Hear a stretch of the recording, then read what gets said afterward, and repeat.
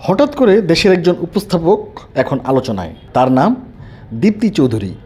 Channel আইয়ের to the point অনুষ্ঠানে সাবেক বিচারপতি AHM শামসুদ্দিন চৌধুরী মানিক একাধিকবার অপদস্থ করলেও সেসব পরিস্থিতি ঠান্ডা মাথায় সামাল দেওয়ায় প্রশংসিত হয়েছেন এই তরুণী।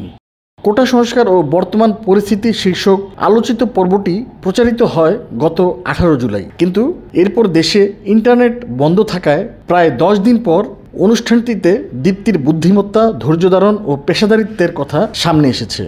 সামাজিক যোগাযোগ মাধ্যমে দীপ্তির প্রশংসায় পঞ্চমুখ অনেকে। কেউ কেউ তার ছবি প্রোফাইল পিকচার করেছেন।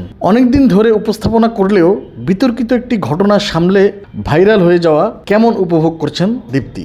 বাংলা ট্রিবিউনের সঙ্গে একান্ত আলাপে সেসব জানালেন তিনি। দীর্ঘদিন ধরে উপস্থাপনার সঙ্গে আছি এবং যে ভাইরাল ট্রেন্ডের উপস্থাপনা সেটা থেকে একটুখানি বাইরেই আছি। সে কারণেই মানুষ হয়তো অত করে আমাকে চিনত না যেটা এখন চিনছেন।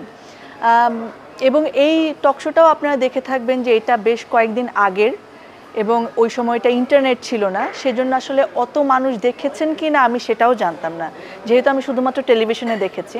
কিন্তু ইউটিউবে যাওয়ার পরে তো মানুষের আরও কাছে পৌঁছে যায় জিনিসগুলো। সেই জায়গায় আমি আসলে একদমই ভাবিনি এটা নিয়ে এত আলোচনা সমালোচনা হবে, এবং আমার মনেও হয় না আমি মহান কিছু করেছি বা এত প্রশংসা পাওয়ার যোগ্য, তাও মনে হয় না। আমি আমার উপস্থাপনা জীবনের শুরু থেকে যা করেছি প্রতিটি আয়োজনে অতিথিদের প্রতি সর্বোচ্চ সম্মান রেখে গুরুত্বপূর্ণ প্রশ্ন, অর্থাৎ মানুষ যে প্রশ্নটির উত্তর জানতে চান সেই উত্তরটি জানা, সেটি ওই আয়োজনেও করেছে। কিন্তু ভাগ্যক্রমে মানুষ ওইটা বেশি দেখেছেন, ওইটা মানুষের ভালো লেগেছে। মানুষের ভালোবাসা পেতে কার না ভালো লাগে। সাবেক বিচারপতি শামসুদ্দিন চৌধুরী মানিক রাবিশ শব্দ উচ্চারণ সহ একাধিকবার অপমান করলেও হাসি মুখে থেকেছেন দীপ্তি। সেসব পরিস্থিতিতে নিজেকে সংযত রাখার প্রসঙ্গেও বাংলা ট্রিবিউনের সঙ্গে কথা বলেন এই তরুণী। আমি একেবারে ব্যক্তিগত জায়গা থেকে দেখি না কিছু, এবং সেটা একেবারেই আমাদের যে সম্মানিত অতিথি ছিলেন তার ব্যক্তিগত জায়গা। তিনি একজনকে কিভাবে অ্যাপ্রোচ করছেন বা কোনো একটি প্রশ্নকে তিনি কিভাবে নিচ্ছেন, সেটা আমার দেখার জায়গা না আসলে। এবং তিনি বললেই আমি সেটা হয়ে যাব না সেই বিশ্বাসটাও আছে। মানে আমি বিশ্বাস করি আমি কি বলছি, আমি কি সেটা আমি জানি, তো মানে এত গায়ে লাগানোর কিছু নেই মনে হয় আমার। টু দ্য পয়েন্ট অনুষ্ঠানে আবারও সাবেক বিচারপতি শামসুদ্দিন চৌধুরী মানিক অতিথি হিসেবে এলে সঞ্চালনা করতে আপত্তি নেই দীপ্তির। অনাকাঙ্ক্ষিত ঘটনাটি নিয়ে আর কাটাছেঁড়া করতে চান না আলোচিত এই উপস্থাপক। এই অনুষ্ঠানের এত কাটাছেঁড়াতে যেতেই চাই না, কারণ ভেরি ইন্ডিভিজুয়ালি আসলে মানুষের আচরণ হয়, এবং মানুষও যেভাবে ব্যাপারটিকে নিয়েছেন, ইন্ডিভিজুয়াল কি রিয়্যাক্ট করছেন সেটার উপরে। আমার সম্মানিত দুজন অতিথি তাদের মতো করে রিয়্যাক্ট করেছেন। আমি একজন উপস্থাপকের জায়গা থেকে আমি আমার বিশ্বাস, আমার দর্শন, আমার ব্যক্তিত্ব থেকে রিয়্যাক্ট করেছি।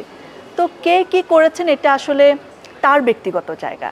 এটা আমাকে ছোঁবে কি না সেটা আসলে একান্তই আমার জায়গা। আমি ওনার কথা জানি না যে উনি বারংবারই এটা করবেন কি না, কিংবা আমি বলবো যে যে কেউ যদি এরকম করেন কিংবা এরকম নাও করেন, আমি আমার জায়গায় আমার মতো করেই থাকবো। অর্থাৎ আমি আমার ব্যক্তিত্বের জায়গায় স্থির থেকে জনগণ অর্থাৎ আমার দর্শক যা জানতে চান তাদের মনের প্রশ্নটি করে যাব, নিরপেক্ষ থাকার চেষ্টা করব। সেটা যেই হোক, এই অতিথিও হতে পারেন, অন্য অতিথিও হতে পারেন। 2016 সালে চ্যানেল আইয়ের স্বর্ণ কিশোরী প্রতিযোগিতায় সারা দেশের প্রতিযোগীদের মধ্যে চ্যাম্পিয়ন হন দীপ্তি। তখন তিনি 8ম শ্রেণীর ছাত্রী। HSC পাশের পর চ্যানেল আই থেকে উপস্থাপক হওয়ার প্রস্তাব পান দীপ্তি। সেই থেকে চলছে। এখন জগন্নাথ বিশ্ববিদ্যালয়ে নৃবিজ্ঞান বিভাগের 2য় বর্ষের শিক্ষার্থী তিনি। ছোট পর্দায় উপস্থাপক হিসেবে কাজ শুরুর সময় থেকে আত্ম উন্নয়নের কথাই ভেবেছেন এই তরুণী। মানুষের জন্য কাজ করতে চাই, পড়াশোনাও করছি মানুষকে নিয়ে, এবং উন্নয়ন কর্মী হিসেবে আমি একেবারে ছোটোবেলা থেকে কাজ করছি। আস্তে আস্তে একসময় কিশোরী লিডার বলতো মানুষ, এখন বলে তরুণ লিডার, সেই জায়গায়। এবং মিডিয়া যেহেতু এখনও পর্যন্ত ভালোবাসতে পারছে এবং মানুষও আমাকে ভালোবাসছেন, সেখানে তো আছেই। ওই কাজের সঙ্গে যদি মিডিয়াকে অ্যালাইন করতে পারি, আমার মনে হয় যে আমার স্বপ্ন এবং আমার এক্সপার্টাইজ দুটো মিলে একটা ভালো কিছু হতে পারে।